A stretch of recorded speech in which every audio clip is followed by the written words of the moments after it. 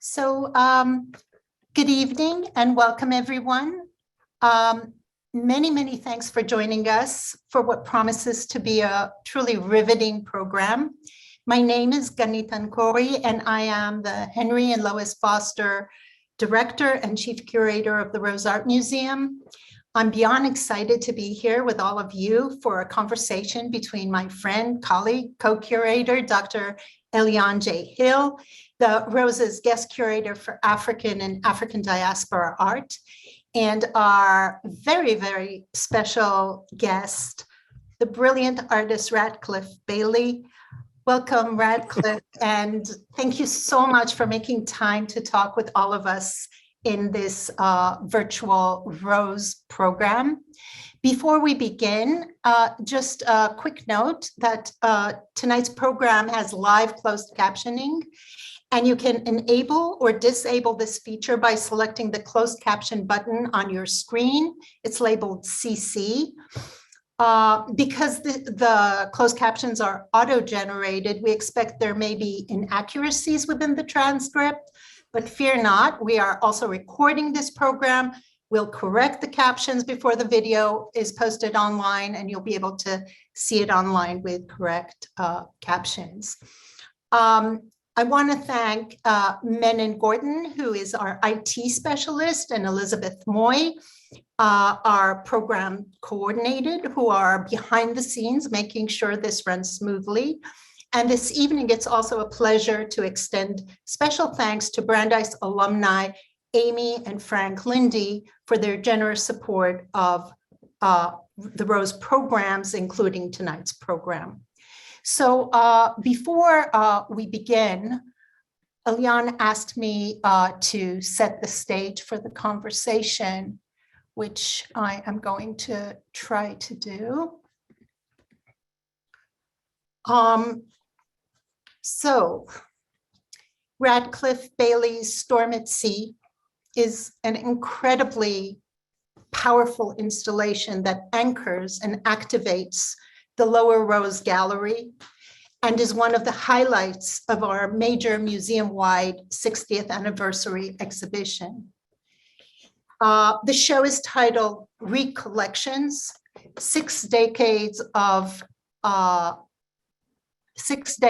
the Rose Art Museum, and it was co-curated by Elyan, myself, and Caitlin Julia Rubin, the Rose's Associate Curator and Director of Programs. You see our names and full titles here in the slide. The show opened last June and will remain on view with rotations, changes, activations through June of 2024, but Radcliffe's piece will be there throughout. It's such an important piece. If you haven't seen the show already, we'd love for you to come and experience the art when you have the opportunity to do so. So organizing this exhibition was an exciting opportunity for us to cast a critical eye in two directions: recalling or recollecting the past, specifically the radical roots from which our museum and its collection of modern and contemporary art grew, but also looking forward and envisioning potential for future transformations. Following the example of the artists the show features, the exhibition challenges traditional art historical narratives and cultural conventions and hierarchies. Instead, the show charts alternative, nonlinear genealogies that suggest surprising new dialogues and unexpected conversations between canonical pieces from our permanent collection and lesser known artworks, or new acquisitions and works by previously overlooked, underrepresented, or marginalized artists. So you see here, for example, we have our de Kooning right next to Colescott. We have Beaufort Delaney between Picasso and Gauguin, and so on and so forth. Radcliff Bailey's Storm at Sea was literally and figuratively central to our curatorial thinking. As you can see, it occupies much of our Lower Rose gallery, and it's visible. This vantage point is before you even go down. It's from the stairs. When it come down, you see it from above. So when you go from the upper level, the Feinberg Gallery, to the lower right, and then you see it arcing across the gallery floor in a cresting wave. It truly anchors this section that examines layered traumas, that contains personal collective histories laden with tragedy, sorrow, pain, but also resilience. The entire gallery is highly diverse in terms of time, place, artistic genre. The works on view in this gallery share kind of a subdued palette, somber tones, but also a sense of compassion and resilience. And all of them are in dialogue with Radcliffe's central piece that's like a hub in this gallery. So we have works that speak to the ongoing struggles for civil rights and racial justice in America. We have works relating to the Holocaust, the Spanish Civil War, the HIV/AIDS epidemic, colonial exploitations of Africa, gender equality, and all of them kind of are held together by this piece that is at the center. I think I wanted to show you here. So we have lynch fragments by Mel Edwards, civil rights photographs by Danny Lyon. We have Betty Saar. We even have Ket Kollwitz. We have Jan Vo's We the People. That's a fragment of the Statue of Liberty. The musical theme here reverberates with Jenny C. Jones' work that also has a musical theme. It relates to to Renee Cox's self-portrait, Yo Mama. So what do we have here?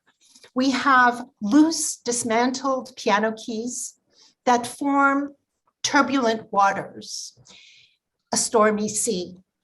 Though they no longer perform their original musical function, they resound in new amplified ways. They arc between a dark ship and a replica of an African sculpture. And they evoke histories of Black individuals who have been kidnapped, enslaved, forced into passage across the Atlantic Ocean, perhaps also the bones of those who tragically drowned at sea, their lives cut short before they reached American shores. And we know that for many Black Americans descended from enslaved Africans, the violence of the slave trade and the trauma of these stormy seas continue to separate them from knowledge of their homelands and cultures from which their ancestors were violently uprooted. I took a video yesterday just so you see that when you walk around this piece, you can smell it. You examine the ship, then you look closely and you drown in these piano keys. And every time you go, you can follow a different trace. And it really is something you need to experience, not just look at in this way. So, yeah.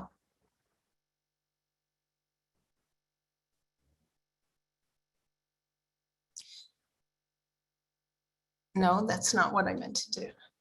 So to discuss this work and myriad layered resonances that this amazing installation invokes, I will turn over my screen, the voice. I will turn it over to Elyan, who will introduce Mr. Bailey and begin the conversation. If time permits, at the end of the conversation, You will be, we might be able to take some questions from the audience. And I suggest that you just plop it in the Q&A box on the feature at the bottom of your screens. Without further ado, Elyan, thank you so much. I can't wait to hear you, and thank you, Radcliffe, too.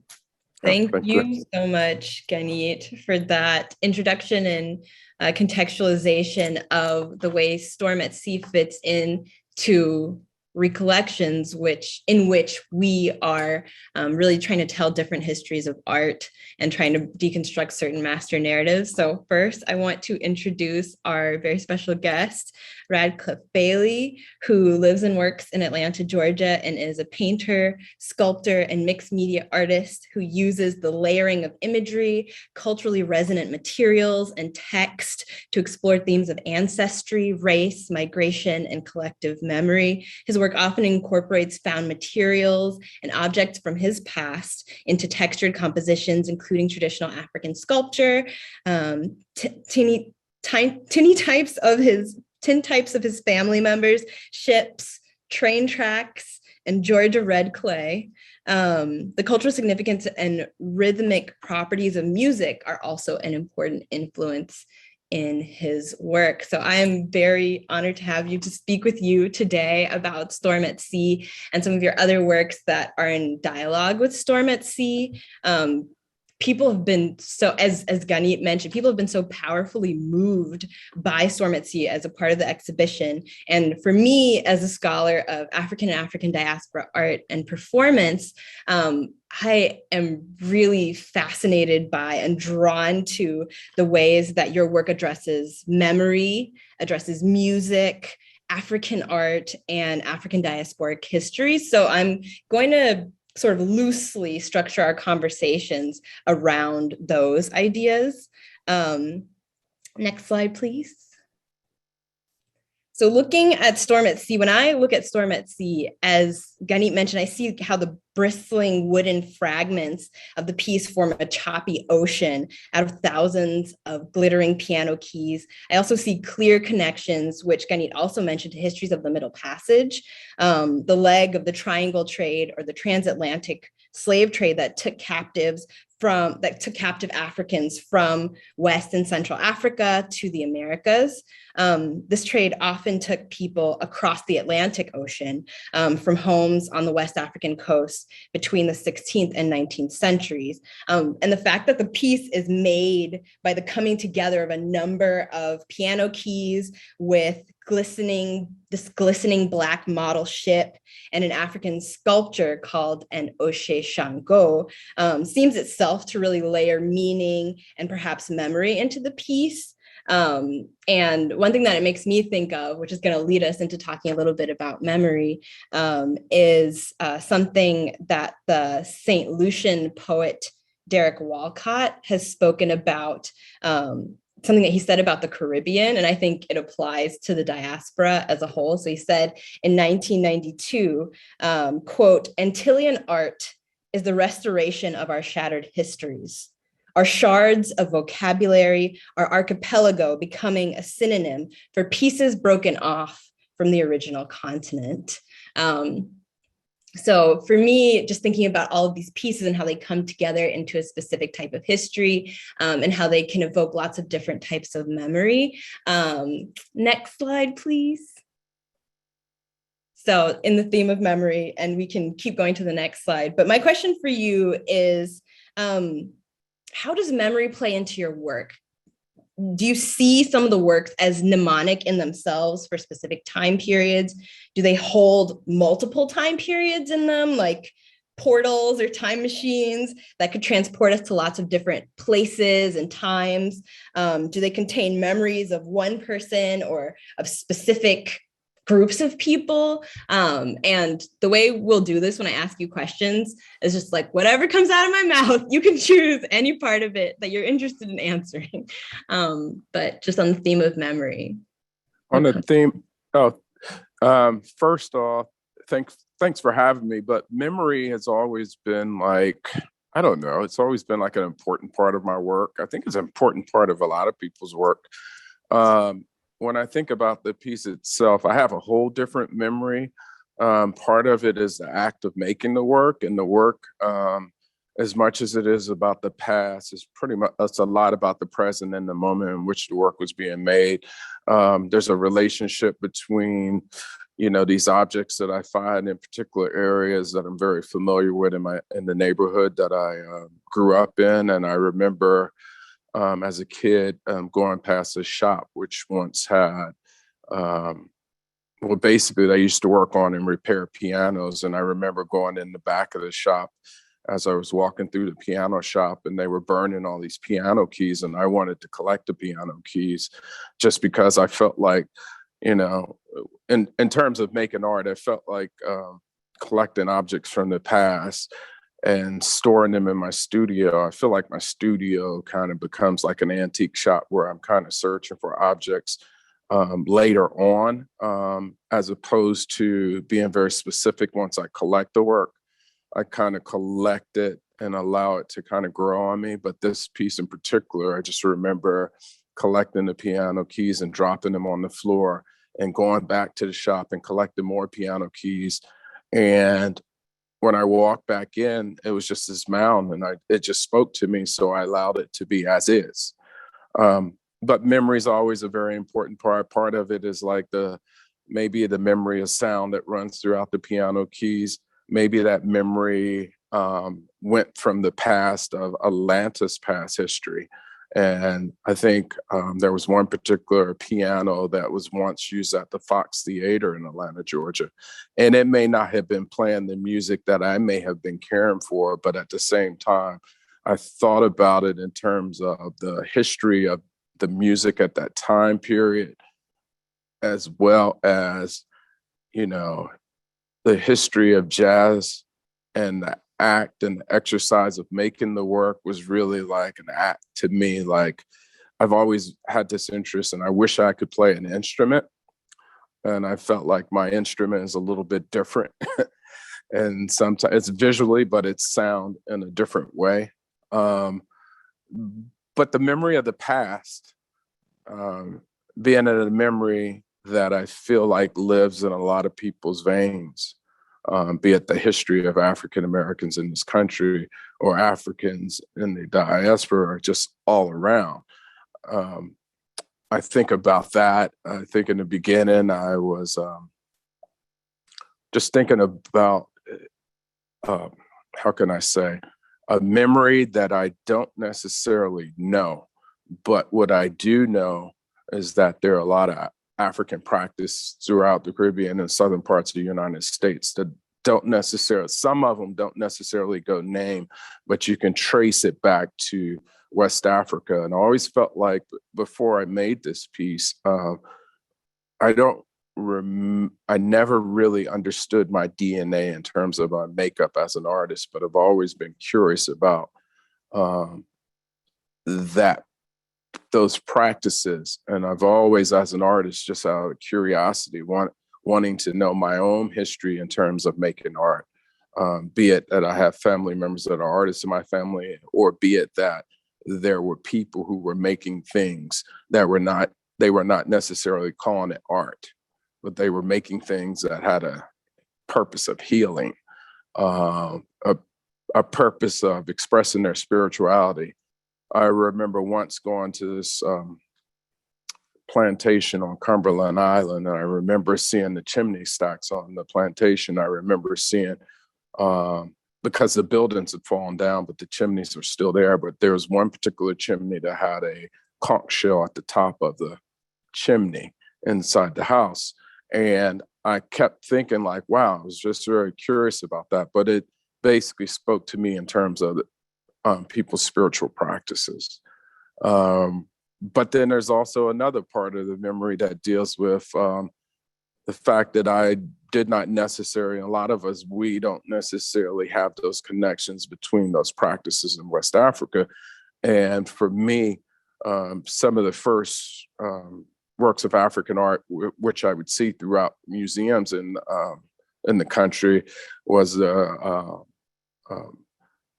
looking at the Yoruba tradition and in terms of it, there were a couple of shows that floated around to different museums. And I remember a more particular show about the Yoruba that came through the High Museum in Atlanta. And that was kind of like an introduction. A lot of us are introduced by African art by way of some of these collections. And so for me, it was really like a response to a memory that I did not necessarily know, but feeling gifted in a way in which that African art, even no matter however it traveled and it made its way to those collections, it made its way in front of me and many other people. So. Yeah, I love the way that you talk about this piece as a part of your practice of collecting, which seems very fitting as it's in recollections, but also the memory that you remember that you don't really have. That makes me think of the dancer, the modern American dancer, Martha Graham, talks about blood memory and how these are memories that are passed down to you in your family, even if people don't tell you the stories, that somehow they surface in your blood in a sense. And so I love that you're talking about how you were partially introduced to African art and African philosophy and culture through, going to museums and experiencing the art itself. Can we look at the next slide? Because I'm curious about this piece, Until I Die and That Eternal Day, because you use a symbol that comes out of Congo cosmology, so Central African cosmology, and the symbol itself is called the Congo Cosmogram. And so for those who don't know, the Congo Cosmogram is either a cross within a circle, or it can be a diamond within a circle, and it maps spiritual spaces, but it also shows the cycle from life to death. So thinking about memory and kind of people like generations and passing and returning. I also think about the line that crosses, the horizontal line in the cross is called the Kalunga line of the Congo Cosmogram. And it's supposed to be the watery boundary between the living and the dead. And so I'm interested in why you use it in this specific piece, Until I Die and That Eternal Day. But I'm also interested in if you see any connections between that and this kind of oceanscape that is a part of so much of your work. Yes. I think when doing the piece, the color that's in the background is really based around indigo, but it's also based around more like a female goddess. And a lot of times I was using like old photographs of family members, but I would, because I did not know a lot about the images, the photographs that I've collected in family member photographs, this one in particular, in her background in the photograph is a background of the ocean. Mm-hmm. And it spoke to me in a way in which, at the same time as, learning certain things about the Congo Cosmogram. And then also, a lot of us, we gathered information from Robert Farris Thompson in terms of Flash of Spirit and some of the other books. And I was always curious about, I speak about this a little bit, but, there was a lack of information in books, but I was always in search. And when I ran across this information, of course, I was influenced by it. But when I think about my work too, my use of photographs and more painterly work, like this image is, I've always been trying to deal with those two different worlds, one of the tangible, one of things that are not tangible. And so talking about the living and the dead. And I always kind of wondered and questioned, abstraction, because I've always saw abstraction as we live in this kind of world, and we often, the things we see are kind of surreal, and we somewhat have to patch together a lot of things, and they kind of come together in different forms. And we all kind of think of it more like a collage culture, where we're putting together things and trying to make sense of those particular things. But yes, there is a complete reference, very direct in terms of it too. I don't know if I answered that question. I hope it did. You did. You answered it. I also noticed in the bottom image, there's a ship, and in it, it has it's like this double axe shape, which makes me think of the Oshe Shango, which we'll look at a little bit more closely later on, but the Oshe Shango also on top of its head, the African sculpture has this double axe shape. So I don't know, I saw that connection as well visually, besides the cosmogram and the ocean, but also this, it's like this ship kind of haunts so many of your works. It's like the ship kind of follows you around. So it's interesting to think about. Right. Yeah. And I also deal with ships and boats, but I kind of, there's a reference to slave ships, but there's also a reference in a spiritual way in terms of travel and movement by the sea. Yeah. And then like on the right hand side, there's a reference to Dambala, and with the double, two snakes intertwined. Sometimes we see a lot of reference on medical snakes. I mean, on the medical sign that you'll see snakes, and on the top one there is a chair. And a lot in my earlier work when I was a student, I had these dreams about chairs and on poles. And a lot of that, I do put down imagery that is not necessarily specific towards a particular practice, but it may be as personal, which will go towards like my grandfather. And on the left-hand side, you might see an image with like a top hat, and just kind of referring to a trickster, or let's see, like more like a guardian at a crossroads.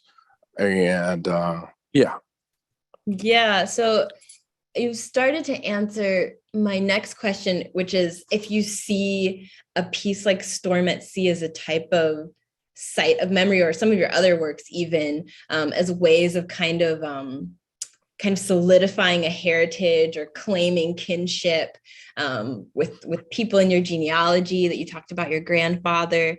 We can look at the next slide also, because it interestingly connects Georgia to piano keys. And so I thought that might be a specific site that is inspirational to you, since that's where you live. Yeah. Can you hear me? I can. Okay. So this piece in particular is a body of work that I've been doing based around medicine cabinets. When I look at the piece itself, that's not a frame. I don't look at it as a frame. I look at it as more like almost like the belly of a Nikisi, and making that reference, but also it's piano keys covered with Georgia clay.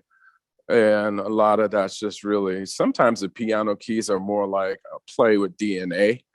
But the Georgia clay was dealing with those who were Native American and blood that was lost during the Civil War. There's a reference to that. And part of it is like I live on a old Civil War grounds, and it was called the Battle of Utoy Creek. And so I collect Georgia clay from my backyard, which was a part of like the Civil War, where troops were camped out in my backyard. So it's kind of, there's a reference to Georgia, but it's, it's a lot of little things kind of connected with. Yeah, that kind of feeds back to some of the other questions I had about, are these pieces sort of like portals? You also mentioned Nkisi, which Nkisi comes out of the Democratic Republic of Congo. People who live in the Democratic Republic of Congo make these power figures, and the power figures have medicinal plants, sometimes dirt from graves or like specific sites that are important, and those are medicines, that those are protective for people. So just for those who don't know, so this is also like a medicine cabinet, it brings together all of these different elements that can help to protect people. But just to continue on this idea of the piano keys, let's talk a little bit about music. So can we look at the next slide? And then keep going. Yes. So I really want to think, so this is another piece that seems deeply connected to Storm at Sea called Windward Coast. And this is a close-up of it, so you can see the piano keys. You already talked about how you source the piano keys, but I would really like to hear more. People have described the installation process as being like making free jazz. Like, why did you want so many of them? Because I feel like sometimes it's the impact of having so many piano keys and not really knowing what they are. Sometimes they look kind of like a shipwreck, like so many different things. So I wondered what drew you to them as a medium and what keeps drawing you to them.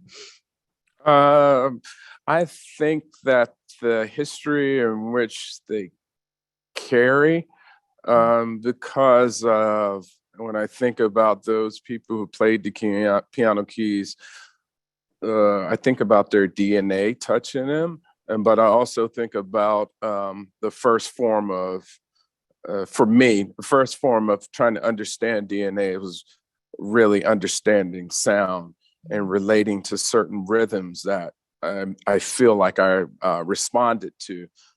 Jazz music in particular, because one part of it, that it was very fragmented, and it's really American classical music.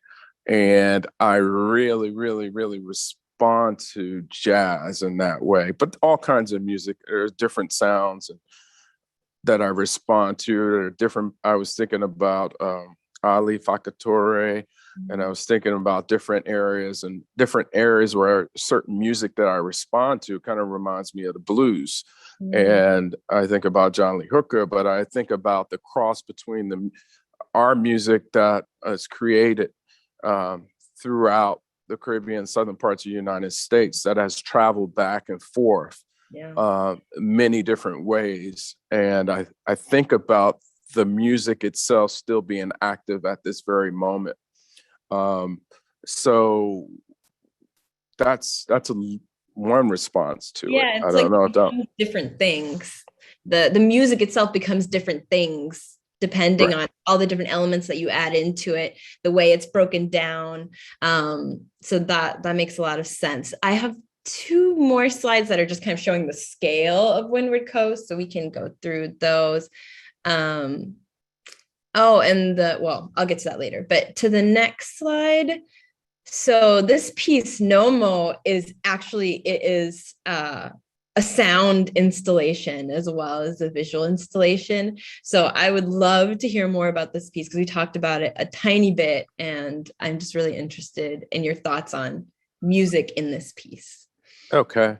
Nomo was a piece that was commissioned by the Istanbul Biennale, and what I did was a site-specific piece, so the piece was created there.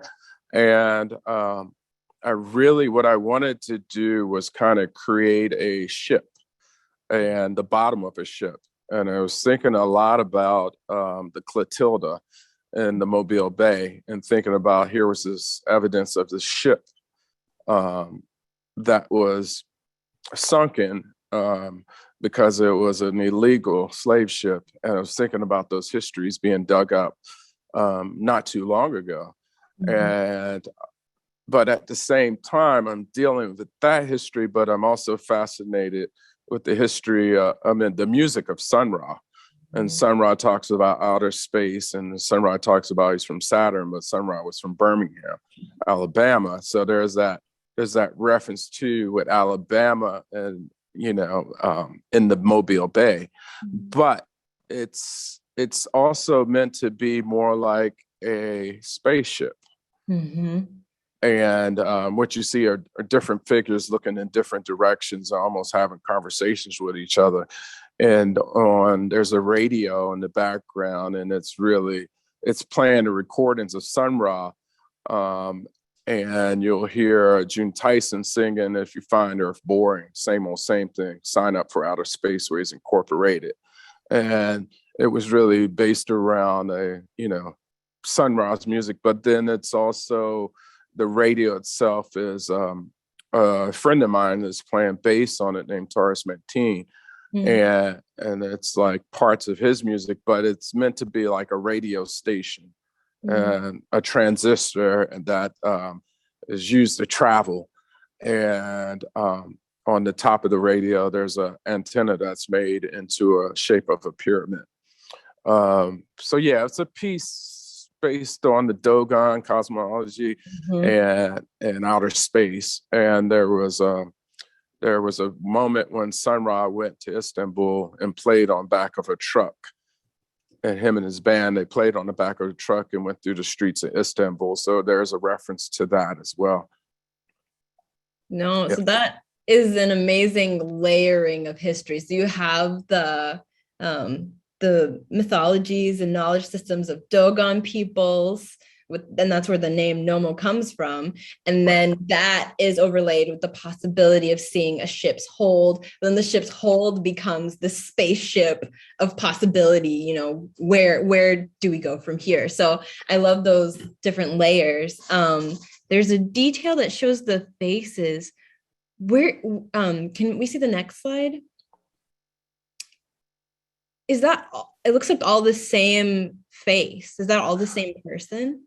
Yeah, it's the same image. And I collected this mold, which was from an antiquity dealer from Belgium. And they were, and to trace that, you trace it to Belgium, you think about the Congolese, but it was said to be a death mask. And so I make references to that and people who were lost at sea or lost in terms of their histories. And I often use this bust, just like the photographs. I almost use those photographs and refer to them as deities. And so I kind of do the same thing with this bust. And so, yeah, so that's where the...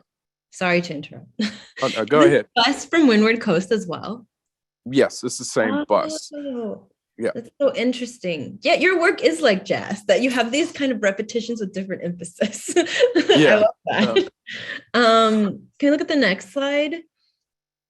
So the next slide makes reference to the coast of Ghana. So on the coast of Ghana, they have slave fortresses where people, I mean, you know this, but maybe everybody doesn't know this, but where enslaved people were held before they went across the Atlantic Ocean.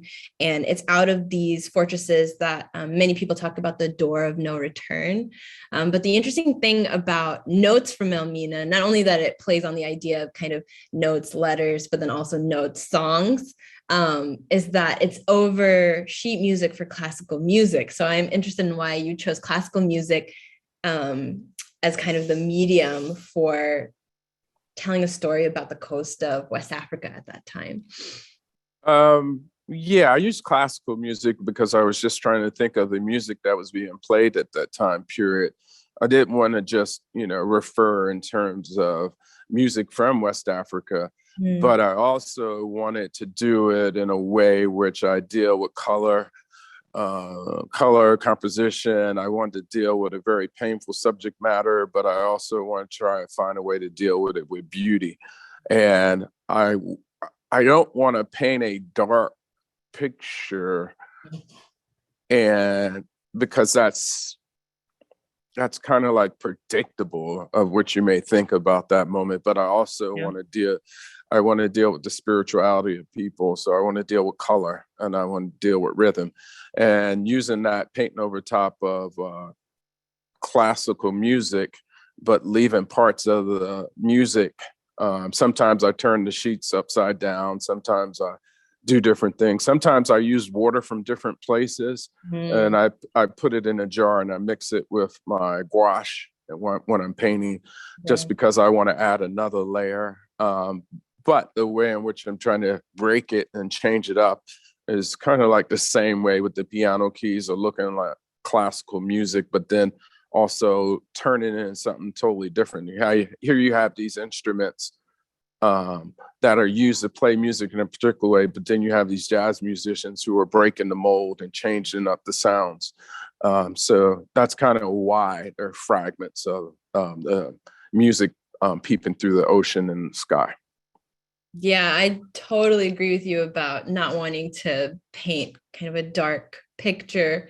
of that time or of African histories or African culture or African diaspora histories. So I think we're gonna have to skip 2 slides to talk a little bit more about how you use African art in your work. Yeah, thank you. This is great.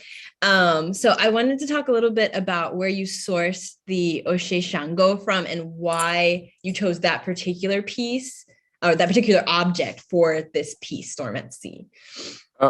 I picked it up from an African dealer, and I did not want, an old, authentic one and the oldest one I could find. I just wanted to deal with the form and the shape. And when I picked it up, I had it since like college, and I had it. Do you remember where you bought it? There was I would have these African dealers who would come and visit me in my studio, and you bought it in Atlanta. Yes, I bought it in Atlanta, and I was just real fascinated by the object itself. But in referencing Shango, but I was also making references to, like, how you would see on the front of a ship, they call them sirens on the front of the ship, where you would have a woman's body and shape on the front of the ship. There are references like that. And then also just knowing about some of the attributes of Shango and thinking about thunder and lightning, and really like thinking about, well, what would have happened if, when I think about Shango and a storm at sea, and I'm really creating my own stories around history. And what would have happened if this incident happened and the ship was overturned, and instead of those reaching the coast and reaching these different parts, those ones that were lost at sea. And so I think about that as well, and creating stories based around that.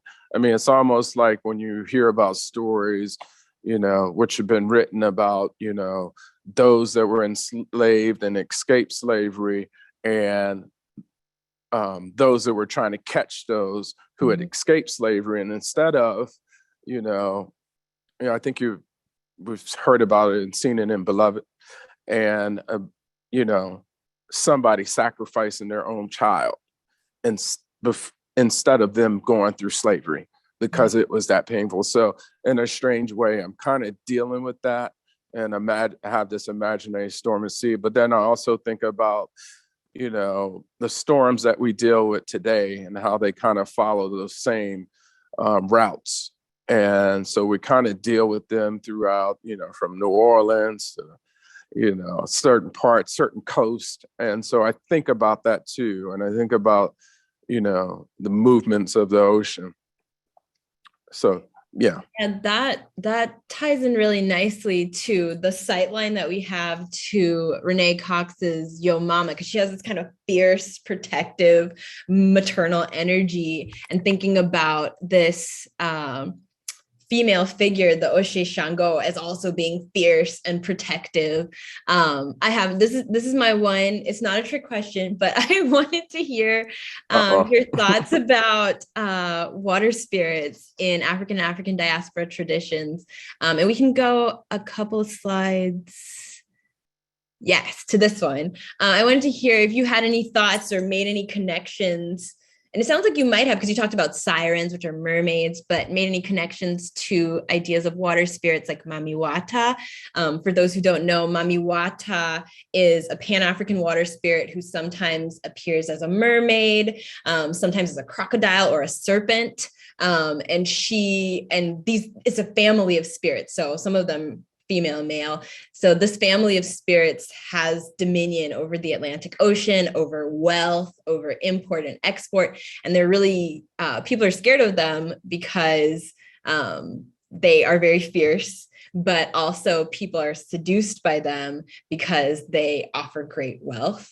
So that's one way of looking at it. But I wondered if you'd been inspired by water spirits in your work, and if that might play into Storm at Sea. Yeah, I've always been, I have, a love and a fear for the sea, for water. And, there's references to birth and rebirth. And And then, there's my father was a railroad engineer, but he was also a fisherman. Mhm. And often we would go out in the middle of the sea, and there was this kind of uncomfortable part of being out there on a very small boat and choppy waters. And, there's that reference, but also the sea reminds me of outer space. Mhm. There are parts going so deep in the sea and going deep in outer space. There's that unknown. And so it really, it hits me in a certain way. Mhm. And yes, I did, a lot of my work is kind of like, I remember making my work, and at the time of making this work, I was doing my own little research towards African art.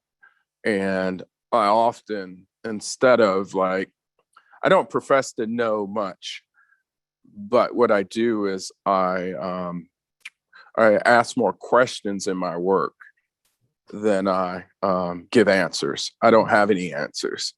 I just allow myself to make things and look at myself as a vessel, and things come through me, and the answers will come to me at some point. I think one of the things that I've picked up about African art and practices is it's almost like it relates to a lot of different individuals and has a lot of different meanings. It's never very specific or one way. It seems like it comes from a lot of different directions. It's almost like dealing with someone's health. You never know what's going on with that person, or dealing with someone's personality. Everyone's different. And so there's not a one way or prescription for everyone. This is the one way you go.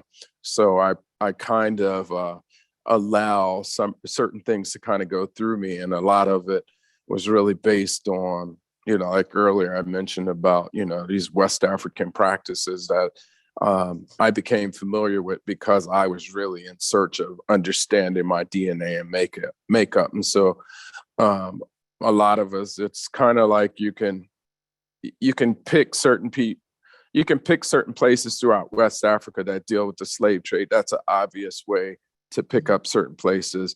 But then the harder part is knowing very specific exactly who you are. And because of, nowadays you can do DNA. That's a whole different kind of situation where you can almost be like, you could get there a lot faster based on the times. But it's also, there are parts of the world that you're not physically familiar with, but you feel a kinship in some kind of way. So I agree with that 100%. Can we have the next slide? I think that, and the next one. And the next one. Sorry. Let's go. I think that connects to. I think that connects to what I wanted us to end by talking about, because I think a lot of people, when they see Storm at Sea, they think about sort of the tragic histories, but there are also really hopeful histories that come out, and hopeful in lots of different ways, that come out of the African diaspora. And so I wondered if you could talk a little bit about why you used glitter, because to me, there are just so many possibilities there. Like you've already talked about space, and it brings that to mind, but also this idea of like spirituality, or like a spirit ship, a ghost ship, diamonds, bling, which are all part of diaspora cultures. So I wondered if you could talk a little bit about that and the connections, because I think you said there's a connection between the glitter and Haiti. Right. So I began working with kind of like glitter and shiny. I started using glitter, but I also used like black sand. I was thinking about the black sand beaches in Jamaica, and then making references to Garveyites. My family members on my father's side, there were some family members that were Garveyites. and dealing with Marcus Garvey's movement, and going back to Africa. And I think about that in a different way. I think about DNA as like that form of going back to Africa as opposed to actually physically. And I think what certain people like Garvey had shown us that to make that connection, because you are connected. We often, as Americans, we don't necessarily feel like as if we have a land, and the lands are usually like the lands that we have worked hard on, but we also have other lands that are in other places. And so I do draw those connections. But the use of the black sand and the glitter in particular, I was thinking about things that have shine. And at the same time, when I first started working with these ships, I used all kinds of ships, steamships. I used ones that appear like slave ships, and it was a reference of the back and forth movement and the idea of things which shine and things that can repel. But there was also, with those shiny, glittery kind of imagery, like the slide that you showed earlier was like this mommy water reference. There are sequins in it, and I was referring to the use of sequins in Haitian art, and what you would see these kind of reflective sequins, and I was thinking about the spirits within that. But at the same time, when I was doing the ships, my cousin in Virginia, who sometimes he works on cars and fixes up these real nice cars. He had this 1950 Cadillac. And at the same time I was doing that, I was having conversations with him about DNA and how I was going to go back to Africa based on tracing our grandmother's side, be it from, we traced it to Guinea and Sierra Leone. And so he was working on this car, and he painted it black, and so black that it was shiny. And it was this 1950 Cadillac, and I was making this ship. And so it has this little funny little side to it, but it's to the Cadillac. Right. Yes. And so it's kind of like I have a little hip hop in me where I can go in different directions, but also I can speak about the past. And I'm really trying to figure out a way to create work that's timeless, that can exist in many different time zones. And tell lots of different stories. Right. Yeah, so it's probably about time for us to turn it over to Q&A. I have lots more to say and think about and ask you, but thank you so much for speaking with me and with us. I've really enjoyed this, and I look forward to future conversations. Okay, me too. Thank you. So it's my turn to just pass the questions on. And I just want to say that we'll end at 8. So if any of you need to leave, you may leave, of course, but we'll continue a little bit past 8 so that we get some of these questions in. So the first question is from Marcia Cohen. Saying,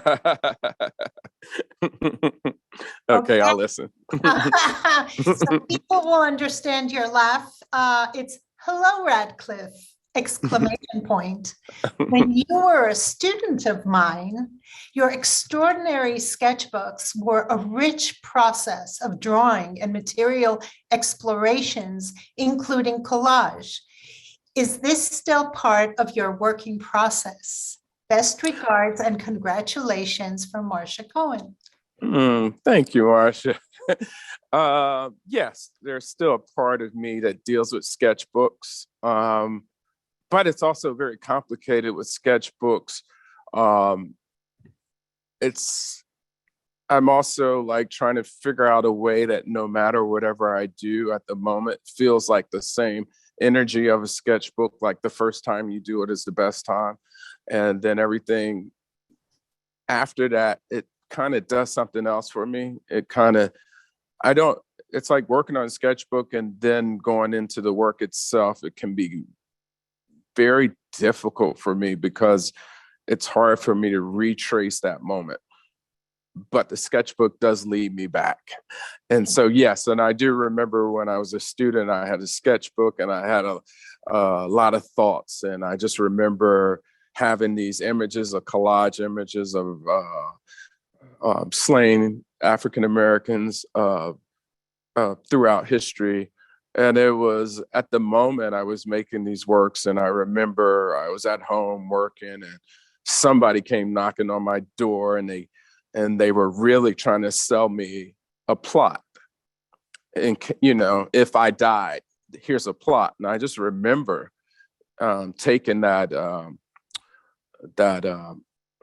information from the person and shutting the door and putting it in my sketchbook. And then I had this weird kind of crazy thing.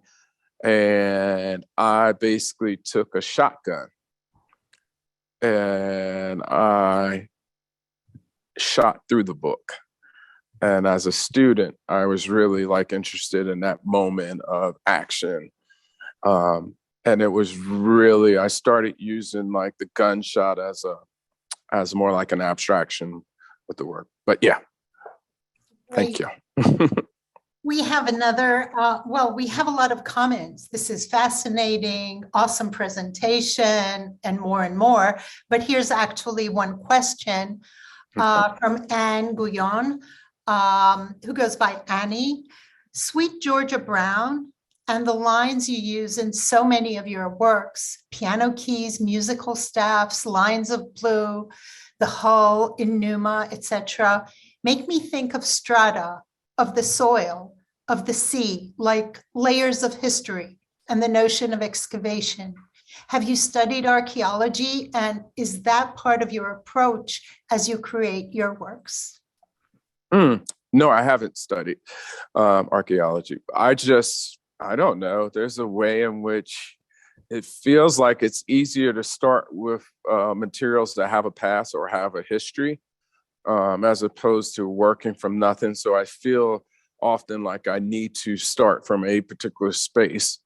And I remember earlier when I was a student, I had this thing where I would paint my canvases black because I felt like I could pull from that kind of space, as opposed to just, I felt like a naked canvas was very difficult. And I didn't know where to start from. So I've often like, I feel like I have to have a surface that's already worked in a way. I don't know if I answered that question.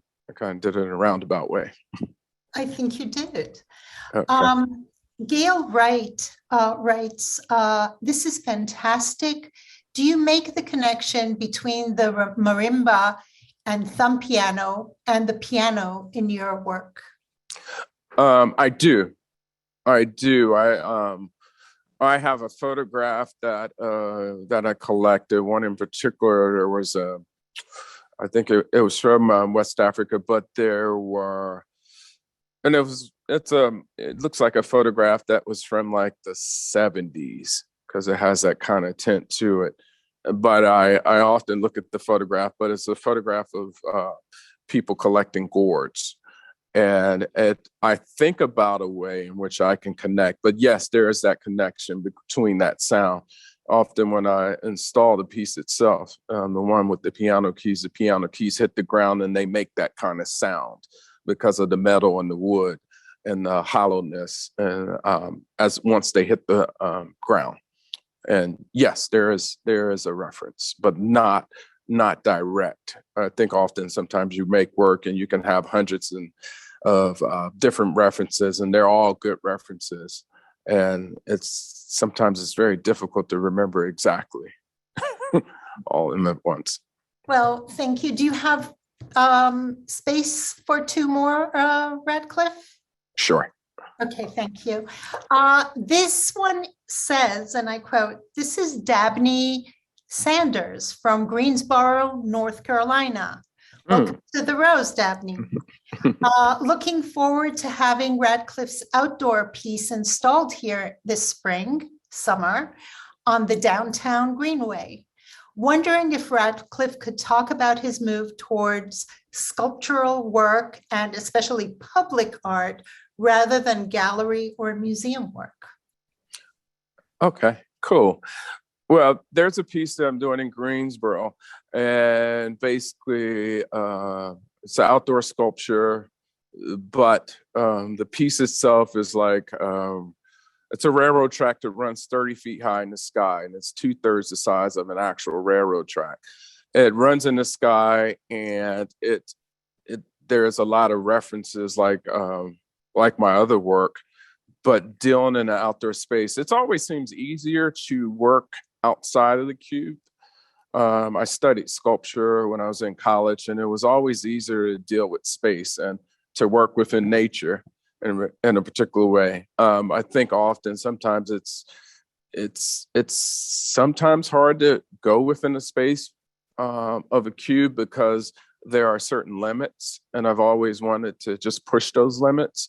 But now, as of lately, I'm doing more outdoor sculpture out and in public spaces. And the piece is like based around a Dogon ladder, but it's also within the Y shape. There is a railroad track that runs up in the sky.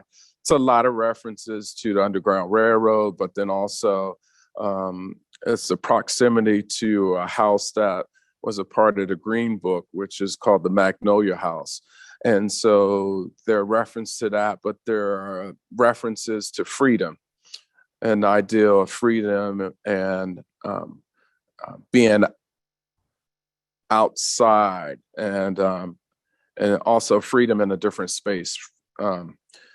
Freedom to be creative, freedom to do as you like, but it's also the history of those who escaped slavery, and also a little bit of play on the history of Greensboro and the sit-ins. So, yeah. Wow. So there are a lot more questions. I'm going to kind of group them together somehow. There's a comment from Marshall Smith that I find fascinating. Marsh Smith writes, "Great lecture. Thank you very much for your time, Mr. Bailey. I have enjoyed your work of art, especially the family tree portrait of my uncle, Larry Thompson. My name is Marshall Smith. All your pieces have a different look each time I see one. There's always something different to find." Oh. So Thank you. that's nice. Thank you. Yes. And two people, Nora and Eddie, Nora Dietrich and Davida Carvin asked about the process of installing the work. So I don't know if that question is to you or to both of us. Why don't you say what you told us to do, and I can say what it felt like to do what you told us to do. Well, we're responding to a particular shape that the piece has been installed in. And a lot of it's really about the rhythm of movement and gathering keys and dropping them within a particular space and allowing them to sit and stay in a particular direction, just based on currents. And often, sometimes it's set up based around east and west. And so, yeah, it's a combination of that and building up the keys in a particular space. Every time it's installed, it's going to always be installed in a different way, just based on the direction of the keys. And, often when I install it, I put on my earphones and I play John Coltrane's "A Love Supreme," or there are some other things that I play at the same time as well, be it like Thelonious Monk's music or Sun Ra, and I put on a headset and I just kind of go and I drop and I set. And it's a pretty straightforward way of installing. It's not really that complicated, but it can be if I want it to be. And for the Rose, it was a real adventure and a wonderful, wonderful experience. So first of all, Elyan, Caitlin, and I, together with Yasmin, all from the Rose, we had a long conversation with Radcliffe about what we should do, how we should install it, and also had many photographs, how we can make it how we can tailor make it for the space. So what you see behind me is kind of the space that we knew that we wanted people to walk around it. We wanted it to be in conversation with the works around the gallery. And the piano keys come in these bins, some of them loose, some of them in little bunches. And we followed the track. We decided where it would go and then kind of put it together. We had art handlers and our wonderful team. Shout out to Anna Kovacs, Deputy Director, and to Roy Dawes. But then we couldn't resist, and Caitlin and I put on the gloves and had to kind of really feel the pieces. And we did a good job, Radcliffe, with the gloves and everything. And I just have to say that it's a visceral experience because you're kind of feeling it and you smell it and you hear it, and it's an amazing experience. So we have more people wanting to know more things, but I think we need to let Radcliffe go. I wanted to just share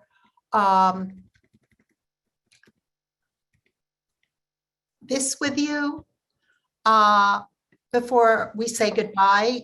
I guess I'm not going to share it with you. I'm just going to tell you that on February 10th, we will reopen the Foster Wing with a brand new exhibition of the work of Barclay Hendricks, photographs, Polaroids, paintings. I worked on it with Elyan as well.